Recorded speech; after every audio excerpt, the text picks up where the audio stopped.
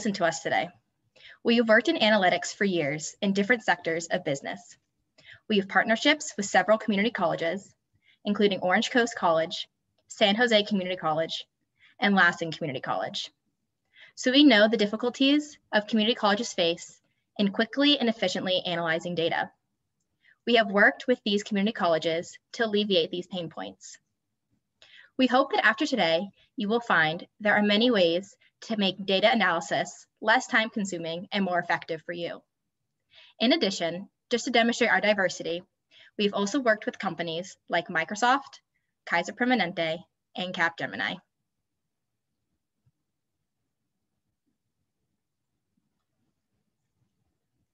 We do have some objectives that we'd like you to walk away knowing after today's session. So first, you're going to learn best practices for data aggregation and key metrics for building an action-oriented dashboard. In addition, you will learn the challenges that community colleges face in data aggregation and how graph visualizations can help in investigative analysis. And finally, the generation of actionable insights and specific methodology that can help make decision makers with action planning. This presentation is going to be the most beneficial for college educators and counselors and advisors, college administrators seeking to optimize early intervention processes, and institutional researchers looking to best understand best practices.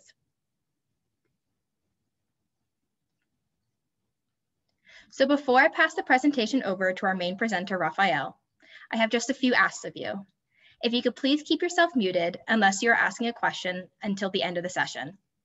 Please feel free to ask any questions in the chat box as the presentation continues.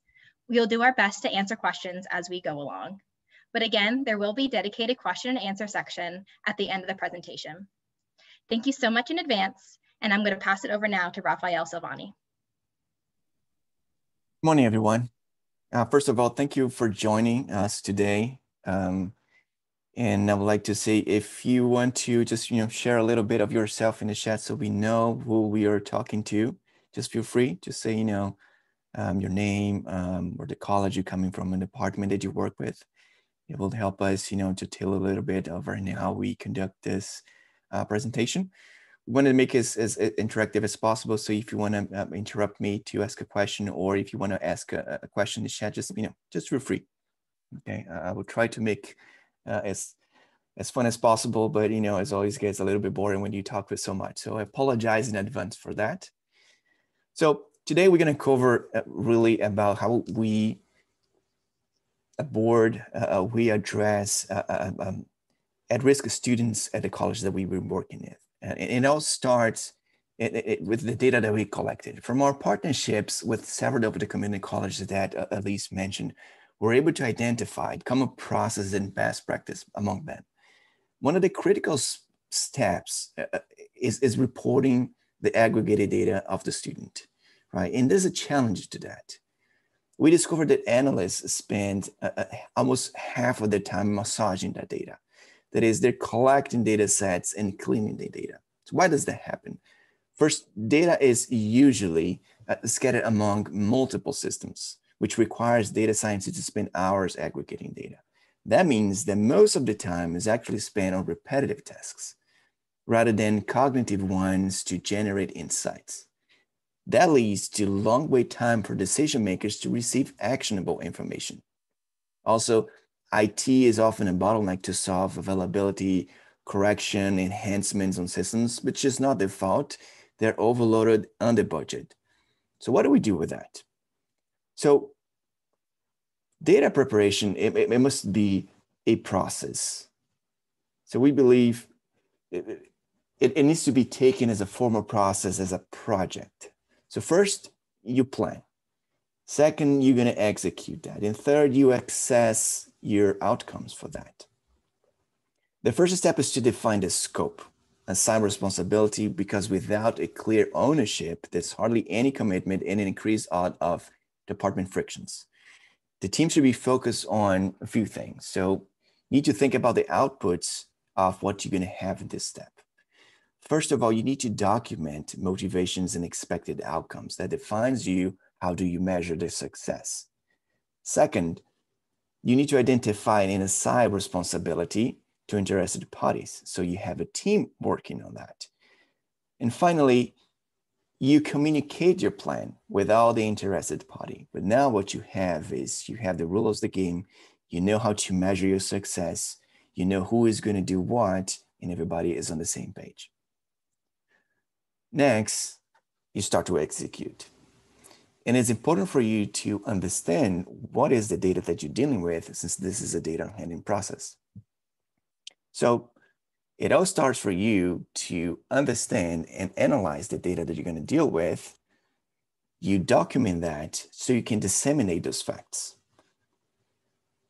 And then you can promote standards for that. So you can generate a few documents for that. So first of all, is analysis of your source system, what we call documented the source to target mapping. With that is basically what you're saying is you get your source system that has a shape and a format of the data, some specific types of data in a specific amount of data that you're expecting. And then you're going to define what I'm going to do with this data. What is the output? So my target system will have this. So when you do that, you basically define if anything goes away from that, probably is going to generate an error for you. Then you need to go back, reanalyze your data, and then make sure that it's correctly transformed to what you need it for.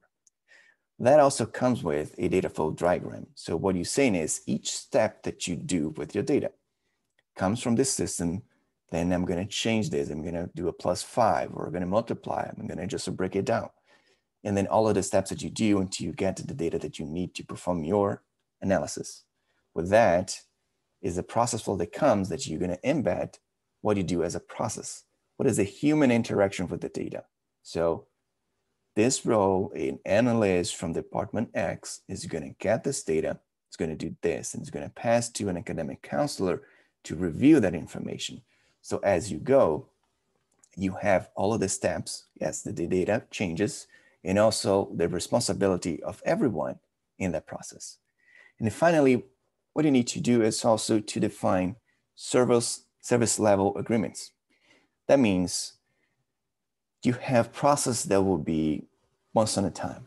There are processes that will be repetitive or recurrent. For processes that will be recurrent, is basically just to saying, hey, I'm going to be working on this process. I'm going to start those days after a term ends and it's closed, all the data is in, then I'm going to wait. I'm going to need 2 weeks to generate the reports for us to analyze everything that's going to happen. But it's happened on that term. Or sometimes there are once in a time a report that's been asked by the leadership. So if you want to identify students that are failing with failing grades, maybe you say, I need at least 48 hours to deliver to you, but you also commit with those 48 hours. Sometimes you're going to get a push for your leadership saying, okay, so 48 hours is just too long. I need this 24 hours. And then you say it's basically impossible for me at this moment. But then is this really the push that you need to analyze your process and say, okay, so if I want to do this, now I need support from the IT team. I need support from the source team, source system to make sure that I get this data. So now you get that how important it is to have a formal process to deal with your data. Then finally is when you have all of that, then you get to validate what you have with your stakeholders. So you have clients for that. Is your leadership, is the academic counselor. So you need to make sure that you get sign-offs to foster clarity, to accountability of everyone is involved in this process. It could be partial, it could be final reports, but it's also, the more that you can do with this, the less the risk of people saying, okay, this is not exactly what I was looking for in terms of what you were analyzing. Maybe you spend all of this time trying to work with IT, trying to work with your peers to collect the data, and then it's not really what they expected. And also in this process, it's good for you to document your feedback. If you hear anything from your stakeholders, and make sure that you incorporate that into the next cycle of reporting, because it's just going to make your process of reporting better all the time that you do it. All right, so at this point, what we have is we discuss a little bit of data handling process, and hopefully at this moment in your organization, you're now having a good and defined and formal process for data handling. So the next step is, with this data, what do I do? So we're going to bring a little bit of some of the best practice that we saw with the community college that we work with. And it all begins in what we're seeing with questions. Every day and again and again and again. We usually work with three main departments or three main professionals in the community colleges: chief business officer, the deans and the faculty, and student services and advisors. Each of them will have different questions they're asking. Sometimes it's a question that comes, every now and then, or sometimes it's really part of their everyday job. So they always wanting to know the information at hand. So for example, when we talk about the business officers, we're probably asking, do I have money to improve my infrastructure? They know that something is decaying, is obsolete. I need to just improve my classrooms, or build a new housing for students. Do I have money to honor all my commitments? Can I reduce costs anywhere? How can I pledge more funds with the state? On the deans and faculty side, is there any new program out there that I'm just missing out? New AI program that all of the colleges are offering, and now I still don't, that I need to, get up to speed? Do I have any underperforming program that I need to take a look and help my faculty? What are the best times and sizes for classes when I am defining classes for the next term? And what are the most effective instructors and what the least effective instructors? So I can also help them and do a better job in how do I assign classes and instructors to those classes. And finally, on the student services, they really want to understand their students. So which subgroups are historically impacted, disproportionately impacted, or historically at risk? And who needs my immediate attention? Who needs immediate assistance? So all of these questions is really with all of the, what will be dealt with in multiple departments on the community colleges. You could be on the institutional research, you could be a student services. So we all trying to come up with the answer to those questions. So today, to make a little bit practical, let's focus on one question. So on the student services perspective, we will try to identify subgroups that need immediate attention. So how do we do that? Like, let's imagine that we have all the data in the world. How do we start with? So we usually start from the top. So here, what you're seeing is a graph. This is sample data of enrollment data. So we broke down this for the last 5 years, and we have 4 semesters. So each of these bars is just representing 4 semesters there. So what does this graph say to me? So I have enrollment that is basically reaching on the top of 2017 and 18, right? I see that, very part to 2016 and 17. And then after that is actually just going down and down and down. 2020, 21 is a little bit lower because it's an unfinished year. So that's, naturally a little bit smaller than the others, but you see that there's a trend going down. Also, you can notice that, spring and fall are consistently the main source of enrollment. So I'm pretty sure this is the pattern that you see in all the college that you are working at. So what does that mean? Does that tell me what are the students at risk? No, but it does tell me there's some trend going on that maybe will help me to identify what is impacting my enrollment rates. So next, what you need to do is just, okay, so how can I just, change this data to break it down differently so I can spot a trend, spot a pattern. So one of the things that we do, and this could do in many ways, is break down by ethnicity. You could break down this by gender. You could break down by any of the attributes of your students. You could break down by specific programs or subjects. There's so many ways that you can break this down the data. So since you're trying to identify subgroups, it's natural to take on the big groups first, and then you identify your next steps for analysis.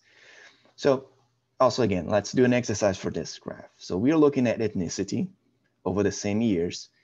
And what does it tell me? I have 4 groups on the top, 4 lines. There are white, Hispanic, Asian, and 2 or more races. So those 4 are the biggest ethnicity groups that I have in the colleges. And I also have some other lines on the bottom. There are, smaller populations that I have. Now, what we can also notice is that some of those lines, they are in a sharp decline. The top one, which is the white, is starting from above 7.5 thousand and goes below the 6,000 mark. Also, if you see the green one, the Hispanics, they're also in a sharp decline. And that's one that should be concerned. So if I can highlight to you, you're going to see it better here. The Hispanic is going a sharp decline, and that's very concerning. Now, do I have everything that I need to identify a subgroup? Well, that's the first step. I know the Hispanic, if something is going on with Hispanic that I need to investigate and understand the reason that is behind that. So this is a very simple analysis, but it does give us a hint about what can we do when we have the data organized for us. So the major two takeaways from this is that we can identify a trend, and two, we can identify a big subgroup, in this case, an ethnicity that needs attention. So what? The more data points that we have, the more breakdowns are possible, then the more insights we can generate from that. However, it's not that simple. What we see at the community colleges that we work with is there's so much data there, so much good data about the students, about the programs, so many different metrics that we can utilize to analyze this data, that when it comes down to data points, it's just overwhelming. So a single college can have as many as 33 billion data points to work with. So it's very hard for you to do that without a good process for you to how to analyze this data, how to put it in a format, in a mode that you can deal with it. So working with these community colleges, what effectively we did is we built a solution for them that we call Intellecta. That what it does is basically it just gets all of the source systems, and it's going to have an engine to extract, to aggregate, to model this data in a way that we can analyze. And we created a visual interface that it just have all those visuals in a very easy way for us to, to interact with the data. I just wanted to show that to you because it's going to be interesting to see, some of the best practices and how do we do to filter, shape, reshape this data to understand and to come up with insights for that information. So I'm going to switch my screen for a bit. So hang on with me.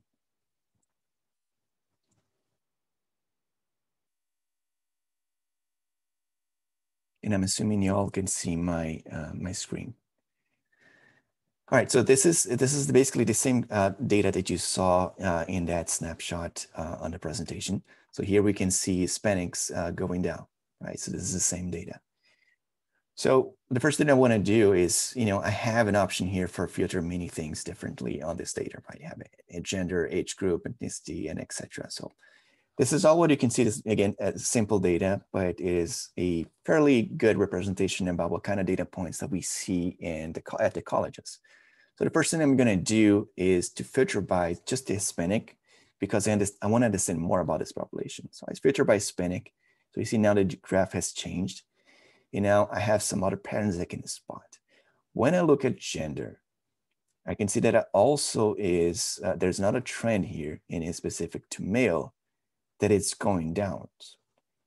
So what I'm going to do is going to filter just for male again. And I'm going to continue to do that to other types of attributes that I have available to me. So I can see equity groups that also have a line here that is also going down, which is low income. I'm going to filter that yes. So I only see now Hispanic males with low income. And there's also an age group that it's moving downwards, which is the 20-24 years old age group. So I'm going to select that. Now, effectively what I have is I identified a specific subpopulation of my college that needs my attention because they are just struggling with something that I don't know the reason, but I know they're struggling. And time by time, this is affecting my enrollment rates. This case is a Hispanic male with low income between 20 to 24 years old. So what? What do I do with this data? One thing that you can do is really get all of the list of students that you have in your current period. So you contact them. So you have a personal interaction to understand, hey, what's going on? what can I do to help you out? That doesn't give you, however, a sense of urgency. Who are the students among this 1,860 that need your immediate attention, that are really struggling right now? So what we also have is another view that we show students in their current performance in terms of grades. So we come here and we go to the early alert. It gives me the list of, the same population, Hispanics, male, low income, and between 20 and 24 years old, that had any grade reported so far at the semester. So in this case, I have 141 students of that list that has any grades reported.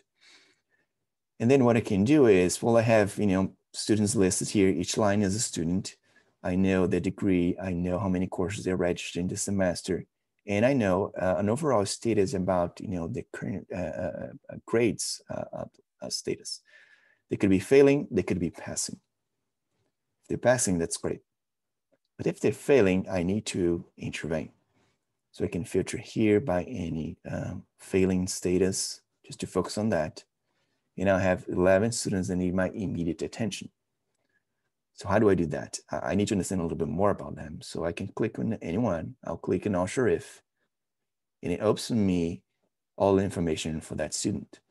So we can bring here some of the demographics, right? Just like we saw before, male, Hispanic, 2024. I know the degree they're pursuing. I know when they started the degree. I know overall some of the credits they have received, and I can use that to have a conversation with them. I can also see courses and grades they're currently taking. So if you remember, he was registered to 3 courses, and those are the 3 courses they are registered to. He's doing great in one of the courses, doing okay on a real estate practice, but the real problem here is on a personal health. So this is the course that we need to focus with them. If you want to understand a little bit more about what's going on inside that course, that we can also go to another level and just click it. And here I'm seeing all the assignments that have been posted so far for that specific course. So I can identify, is that everything that, that's specific for a midterm exam, or, assignments, any of the information that we collect that we can bring in here, and then we can then use that to analyze and identify any pattern of what could be the reasons for the student to be failing. So we bring that, we calculate the weighted score, the total, and then that's what we bring there. So what do we have so far? We have a student. We know what is the course they're struggling with. We have an idea about specific assignments that he is struggling with, and that could also form a pattern for more courses. So if we go back and go inside all of these students and see they are failing maybe the same course, or maybe in the same midterm exam, that might also be interesting to get in contact with the instructor. Maybe the instructor, need to be involved in your intervention plans with the students. So this is how far I want to go in terms of showing this data.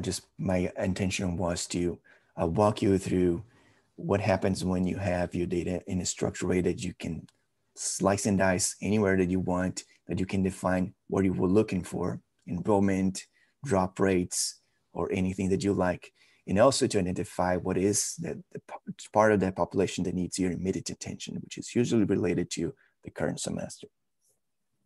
So I'm going to get back to my presentation now. Rafael?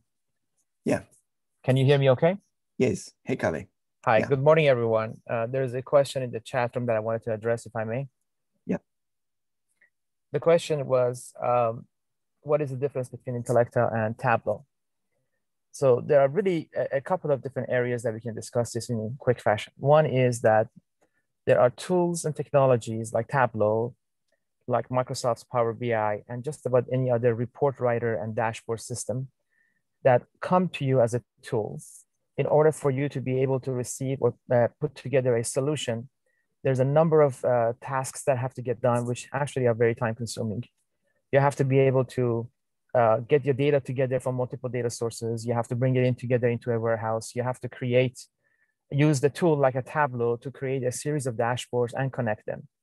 And that entire process is not a trivial process.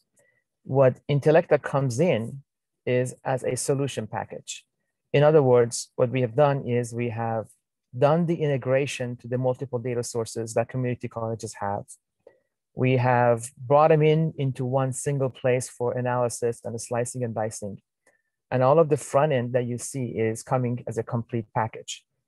And as you probably saw just a glimpse of it, there are literally hundreds and if not thousands of different ways to analyze the data already pre-packaged, ready to go with your data. In general, when you look for a solution like this, there are probably three key concerns. One is the timeliness of the data. That is, how old is my data, which is really the number one challenge a lot of times you face, because by the time the data in form of spreadsheets or other extracts come to you from the IT organization, it's a month later. Number two is the accuracy of it, because now that I have gotten this data, how do I know it's accurate? And how do I know it's validated? And of course, when you figure out that it's timely and it's accurate, the next step is the availability of the information in such a fashion that is actually useful, consumable, without you having to learn a brand new system. And by the way, you could share that with others for presentations or for taking actions. So if you start thinking about that, this is why systems that try to attempt that, it takes a long time to develop and implement. And especially if you want to use a tool like a Tableau, which I have a lot of respect for, you still have to spend quite a bit of time to get there. The distinction here is that we decided to take care of all the hard work and create a solution rather than give you another tool and technology to work with. So things come pre-packaged. Information out of Intellecta, depending on how often you choose to refresh it, could come as much as every 3 or 4 hours. So it doesn't make sense a lot of times, but at the beginning of the semester, at the beginning of a quarter, when you want to keep track of the populations and if they are enrolled and not enrolled, and which classes are enrolled, and how does it all tie together, maybe there is a merit for you to have information come to you once or twice a day. Otherwise, in general, maybe it's done weekly or every other day. The point being, the primary difference is we have a solution. We don't have another tools to send over to the IT organization for it to get figured out. And this may be the right place to also indicate that the way we operate is for community colleges.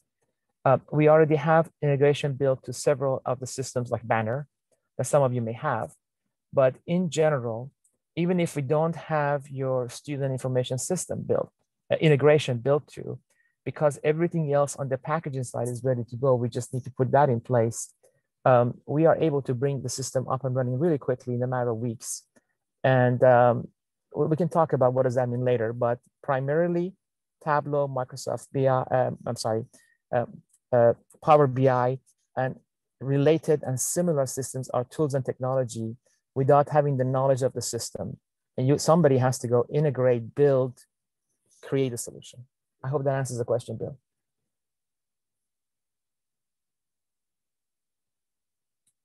Rafael, back to you. Thanks, Kaveh. Is there any other questions at this moment that you would like us to address specifically about the presentation so far? All right, I'll keep moving. We will have we'll have a continuous session with the more questions. One second. We have another question here that comes from Angela. Angela, I'm not sure which community college you're with. You heard me correctly. We already have integration built to the Banner system. And therefore, the system out of the box is available. It just becomes a question of us working with your organization to hook up our system, Intellecta, to yours. One thing that I don't believe we mentioned earlier is that Intellecta is a cloud-based system. Therefore, there's no need to install an application in on-prem or anything like that within your organization. And that's how it is being used in the colleges that we are working with. So the answer is yes, we do work with Banner. College of Marine, thank you very much. I do want to just mention this because we have been asked in the past, especially over the last 5-6 weeks, that we started to aggressively bring the solution back to the community colleges. now that we've had success over several of them. In general, especially for those colleges that are interested to work with us, we do offer essentially a 90 days free trial. We get the system connected, bring it all up and running, and let you use the system for 90 days. So I want to put that in place as a note for you. Go ahead. Thank you, Kevin. So now that we saw what a process that we need to put in place to massage our data, what can we do in terms of best practice to get the data and turn into an insight? Now it's finally, how can we turn that insight into action? So there are many methodologies out there that can do that. So what we've been working with some of the community colleges that are our clients is taking as a basis the 5W2H, which is probably something that you've heard many times before. But we simplify it a little bit to just be specific, tailored to these specific use cases. And this method is basically a list of questions that you ask, you answer those questions, so you establish a plan. So in this case, there are 5. One is, what is happening? Second, why is this important?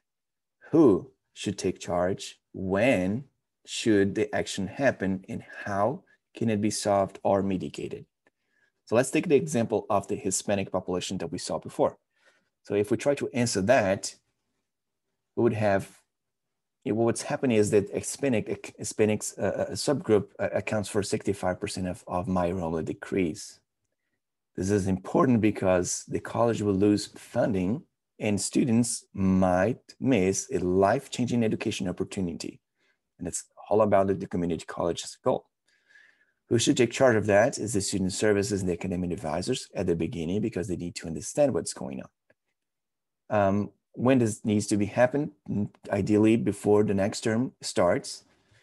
And this can be solved or mitigated in many different ways. So we're still trying to identify the reasons that we need to contact the students to really understand. They might be struggling financially. They might be struggling because something specific. It might be something coming down from a pandemic, for example, that's going on.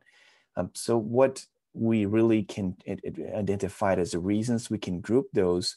We can break down the group in smaller pieces so we can work with them for their specific struggle origins. So you need establishment for each of the students. Even that can lead for you to review your admission strategy. Maybe you're not doing enough in terms to attract the Hispanic populations, and not really that you're losing students because they're graduating. You're actually just not getting more students every term that you have your enrollment open. So why is that? Maybe your current students can give you insight about that. There are many things that we can do here. So this is really what I wanted to cover today. The 3 steps that we went through. One is, how do you handle your data? Some of the good practice for that: establish your process, make sure that you have defined everyone and the process. What is your goal? How do you analyze, document everything, and make sure that everybody's on the same page? Second to that, remember that when you're trying to come up with an insight for anything that you do, make sure that you slice and dice in different ways. Never assume, never go to a biased approach that you know where might the data be, the problem be. Just really explore. And finally, do something with that data. Make sure that you establish your plan. Make sure that you really lay down that in a way that everybody that sees that plan will understand why you're doing that and understand the urgency of that. It's really a priority, and you need to communicate that well with your leaderships and make sure that you have the buy-in to make sure that it happens. So I hope that helps you, and I hope that is as a good practice that you bring to your college. With that, I'm going to bring back to Elise to wrap her up. Awesome, thank you so much. So this comes to the end of our formal presentation. We would like to remind you of what we learned today. Going forward, yes. Okay, so what you learned today was the steps and outputs of aggregating student data, the best practices of data visualization for at-risk students and for student analysis, and how specific methodology can help establish these action plans going forward. So if you would like to learn more about us, this is our contact information. Please feel free to contact me directly. My email is on the slide, as well as Raphael. His email is on the slide as well. I would like to remind you that we do have the 90-day free trial, and we'd love to integrate it into your system so you can understand, play around with it, and really see the benefit of how we take data and help you to analyze it and make it become actionable for you. So please feel free to reach out. Now we're going to end this session, but we would love to hear any questions that you may have. So please feel free to ask questions in the chat or unmute yourself and ask directly. So we do have a question here from Bill Raphael. He'd like you to restate the 3 to 4 steps we summarized at the end. Bill, are you talking about, let me go back in the presentation to these questions? Not these questions specifically, but this is the slide you had up where you were wrapping up, and I was trying to scribble down the notes and didn't catch it all. You were saying something about you go into the data, slice and dice it different ways. Don't assume you know where the data is. Make sure that you do something with your results. Those were a couple of the later ones in your list. Oh, okay. State what were those? Right, I didn't have a slide specifically for that, but basically what we went through is just 3 main things that we went through today. The number 1 is like how you handle your data, right? You define a process for that. And then secondly, what you're dealing with is it just 2 main points, right? You cannot go with a biased approach for the data that you have. Usually we think that we know what the problem is. And you know, with time and experience goes and the years build, well, you probably will be right. However, that will miss you the opportunity to identify something that is new. So for example, you might know already that Hispanic is a population that is historically at risk, but you might miss a new combination of attributes that you miss. So do not go with a biased approach for the data that you do. Just analyze and slice and dice as much as possible. So that was the recommendation that I bring. Is that what you were looking for? Basically, thank you. All right, thanks, Bill. All right, what other questions?